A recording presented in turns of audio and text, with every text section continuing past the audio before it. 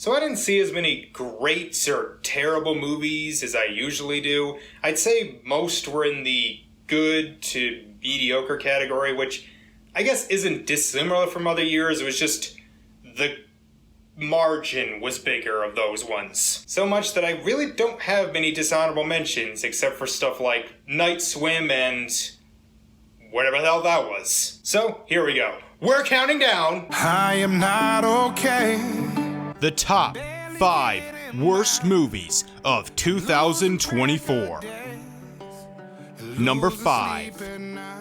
I know this didn't get the worst reviews. Most were just kind of meh towards it, but I'm sorry, it really annoyed me. Time to go to the vet! We're gonna need the big scale! Does she need to announce it to the whole office? Am I the biggest Garfield fan in the world? No. Don't get me wrong, I read some of the comic strips and have nostalgia for some of the TV specials, especially the Christmas one, but I'm not a purist who's against updating or anything like that. However, this is not a good Garfield movie. How can I tell? Well, John's barely in it. He's pretty much the second most important character in the franchise. You could say his and Garfield's relationship is the main crux of the strips. But after the opening scene where he finds Garfield, he's probably in about 5 minutes of this movie. Other characters like Liz and Nermal barely make cameos, and the entire plot is about Garfield reconnecting with his dad.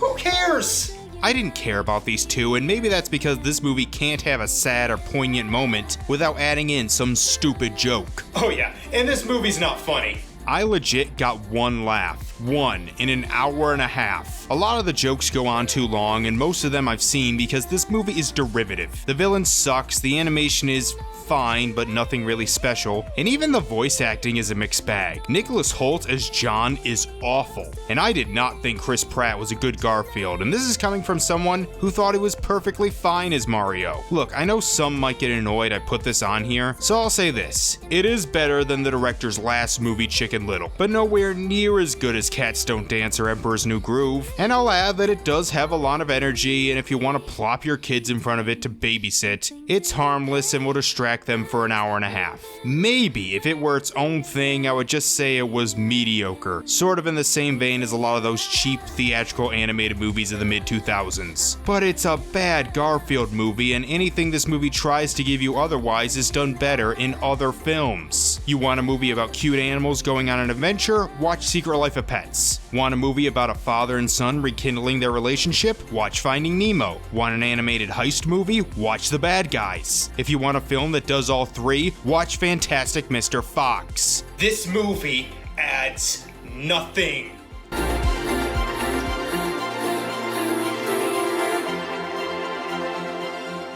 I am not okay. Number 4. Look, I'm here to save you. Do I look like I need saving? Because I'm up here, and you're hiding under a car, like a bitch. Alright, full disclosure, never played any of the games. Honestly, didn't even know what they were about. And I'd say for the first 15 minutes or so, I was meh towards it. It's not great, the exposition's awful and the editing isn't very good, but I wouldn't say it's terrible. Then, the next 15 minutes got worse. Then the next 15 got worse. Every 15 minutes, I began to hate the movie a little bit more. I didn't like a single member of this crew. Cate Blanchett was just the stereotypical hard ass, Kevin Hart was dull, and the big guy, Craig or whatever his name was nothing. He might as well have just been some battering ram for them to use. Ariana Greenblatt, who has shown herself to be a great young actress in movies like In the Heights, 65, and Barbie, is incredibly obnoxious and seems a little too old to be playing this part, and it ends up feeling like Margot Robbie's version of Harley Quinn, but without any charm. And I fucking hated that little robot. I don't know how the Minecraft movie will turn out, but I'm calling it now. Jack Black won't be nearly as annoying in that as he was in this. Every single time he was on screen, he annoyed me. And the movie seems to think he's hilarious, which is odd because from what I understand, even fans of the game are kinda mixed on him. The villain is generic evil bad guy. Jamie Lee Curtis feels wasted. I felt no emotional connection between these people. I'll say this, it made me appreciate the Guardians of the Galaxy movies a lot more because that's what this was clearly clearly trying to be. It's just Guardians of the Galaxy, but not funny. I will give credit that the action is okay, and I do see a lot of effort went into the production design and effects. And while the movie was clearly not my thing, I can maybe see it getting a small fan base in the future of people who enjoy its humor and over-the-top campiness. And if that's you, great, but please count me out.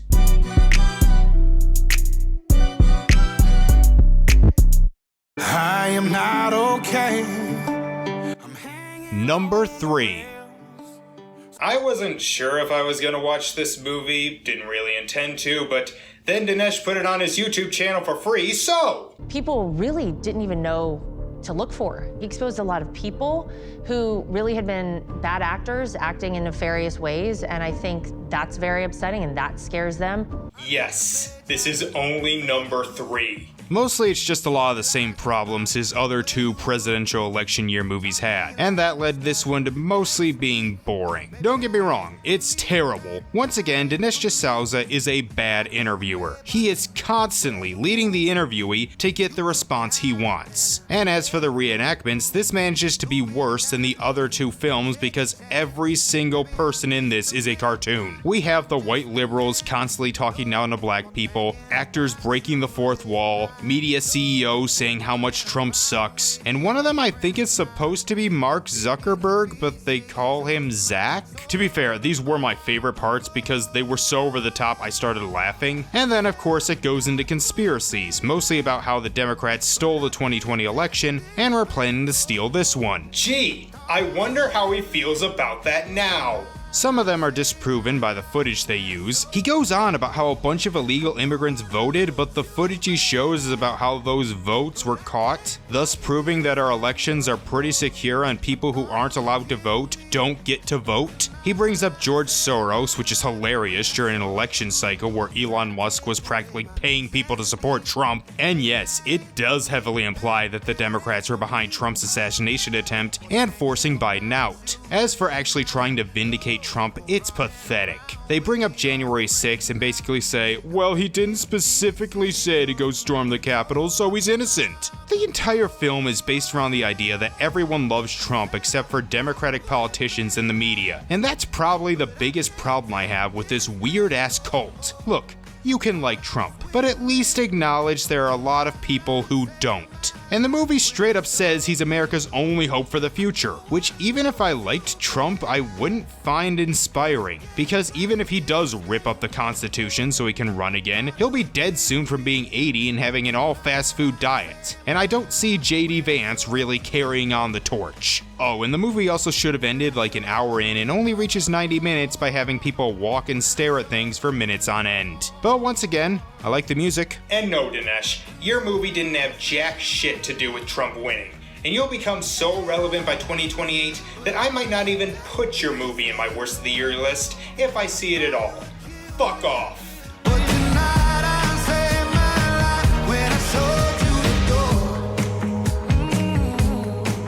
I am not okay. Number 2. Alright, I gave a lot of crap to the Garfield movie, but even I can't say it was the worst animated movie of the year. I knew it was only a matter of time before the Go Fish gang tried to steal the diamond-encrusted koi on loan from the Beijing Water Palace. It's something the old evil me would have done way back in the day. So I actually didn't see the original Megamind until very early this year. It came out when I was 17 and I was only just starting to come out of my animation is for kids phase. I kept hearing it was great, especially in the last few years, and so when I saw it was on Netflix back in January, I finally gave it a shot. And I thought it was good. I didn't love it, but I respected a lot of what it was doing. I could see if you saw it when it first came out, especially if you were younger, it could be one of your favorites. This film is crap in its purest form, and I tried to give it as much leeway as possible given that it was a direct-to-streaming film on a platform most people don't even pay for. And even by that low bar, this was terrible. The animation is so cheap, I swear there are CG shows from the late 2000s that look better than this. The characters characters have been dumbed down to the point it doesn't even make sense. In the first movie, Megamind was pretty smart. He was able to build all these inventions after all. And he's apparently smart enough to build them in this movie, but is also so dumb he doesn't know how a toaster works, or that he can just defeat the villains by using that damn dehydration gun on them. And by the way, I saw this and thought that before that Scrophilus guy made his video, so don't even bring it up. Again, I've only seen the first movie once, and even I can point out the multiple discrepancies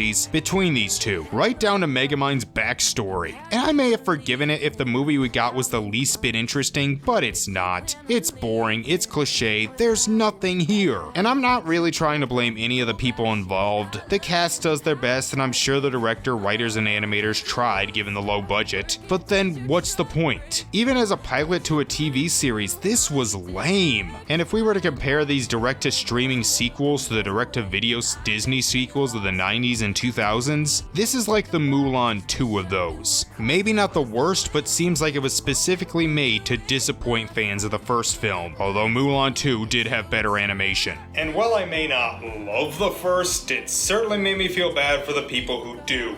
40 years to still be here, drunk, wash up in us. I am not okay.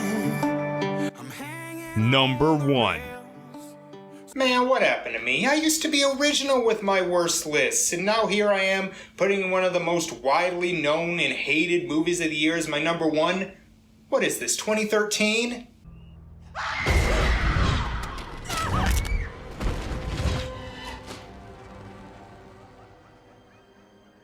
This movie is every kind of bad a movie can be.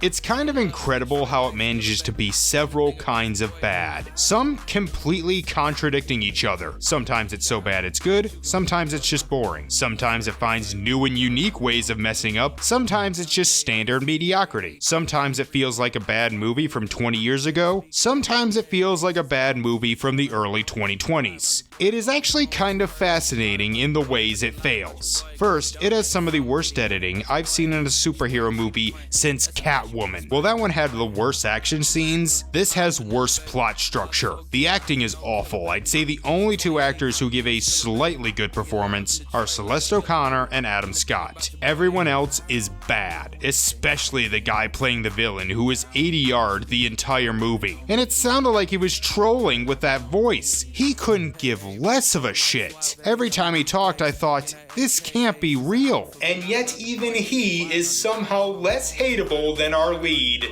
Madam Web is what all those Manosphere dicks said Captain Marvel was. She is a terrible person who is rude even to children who want to thank her for getting their mom to the hospital, and she doesn't really have an arc. She just starts caring about people partially through. It has so many forced moments to remind us it's set in 2003, and I constantly kept forgetting it was set in 2003. It glances over things that should be important. For example, Adam Scott plays Ben Parker. His sister, played by Emma Roberts, gives birth to a baby that is apparently supposed to be Peter Parker. I legit did not realize that until someone told me after I watched it. It is that freaking incompetent. And the whole film is set up for a superhero movie that never happens. This is quite possibly the worst origin story I've ever seen. If I can give anything positive, I did like the look of the film. Not that it's great, but it felt like a movie from the early 2000s, and it kinda gave me a nostalgic feel. And I could see glimpses of a good movie in here. I believe that somewhere in this mess is a pretty solid film. Maybe not a great one, but solid. But the movie we got, well, maybe not the worst, is certainly the worst big budget studio movie I've seen since Artemis Fowl. And yet another example of a movie that gets me angry whenever someone bitches about the recent Marvel or Star Wars movies, because all of them are objectively better than this. And that's it. See y'all tomorrow for the best of the year. Bye.